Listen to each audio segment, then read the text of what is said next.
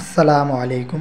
অনেকেই আছেন যে পুরনো কয়েন বিক্রি করার জন্য বিভিন্ন জায়গায় দৌড়াদৌড়ি করেন এবং এগুলো কোথায় বিক্রি করা যায় এগুলো জানতে চান। বর্তমান সালে এই 20 রুপি এবং কি আপনারা এই পুরনো কয়েনগুলো আপনারা যদি বিক্রি করতে চান, এছাড়াও এই যে কয়েনগুলো আমি দেখাচ্ছি এগুলো যদি সরাসরি বিক্রি করতে চান তাহলে ফুল ভিডিওটি দেখেন, ইনশাল্লাহ বিক্রি করতে পারবেন।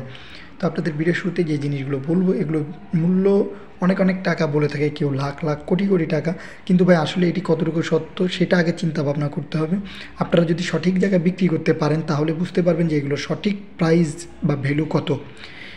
সেই ক্ষেত্রে আপনারা বিভিন্ন কয়েন এক্সিবিশন হয়, বিশেষ করে ইন্ডিয়া ছাড়াও বিভিন্ন দেশেই কয়েনের মেলা বা উৎসব হয়ে থাকে। সেইখানে আপনারা ট্রাই করবেন পুরনো কয়েনগুলো সরাসরি বিক্রি করার। আপনারা সবাই চেষ্টা করবেন সেই কয়েন উৎসবগুলোর বা কয়েন এক্সিবিশনের অংশগ্রহণ করার, কারণ সেইখানে বড় বড় কালেক্টররা থাকে এবং সেই কালেক্টররা সঠিক প্রাইস বলে দিতে পারবে আপনার কাছে থাকা যে কয়েন নোটগুলো আছে এবং বর্তমানে যেগুলো দেখাচ্ছি সেগুলোরও। আর আপনারা সেখানে সরাসরি বিক্রিও করতে পারবেন। আর এছাড়াও বিভিন্ন সামাজিক মাধ্যমেও আপনারা বিভিন্ন ওয়েবসাইটে বিক্রি করতে পারবেন, বিশেষ করে অ্যামাজন আছে, কয়েন বাজার আছে, এছাড়াও ভাই অনেক আছে। আপনারা একটু অনলাইনে সার্চ দিলেই পেয়ে যাবেন। সেইখানেও আপনারা বিক্রি করার চেষ্টা করবেন, কিন্তু সরাসরি বিক্রি করার চেষ্টা করবেন সবচেয়ে বেশি।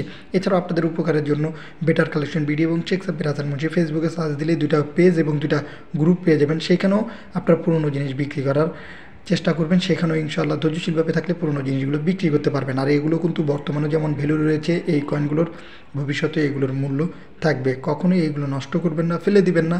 আর কুরিয়া বা অন্য কোনো মাধ্যমে এগুলো বিক্রি করার চেষ্টা করবেন না, কারণ বর্তমানে অনেকেই এগুলো প্রতারিত হচ্ছে, যে অনলাইনে বিক্রি করতে যেয়ে জিনিস আগে পাঠিয়ে দেয় কিন্তু টাকা দেয় না।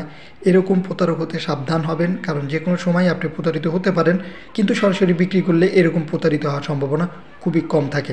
আশা করি আপনারা বুঝতে পারছেন।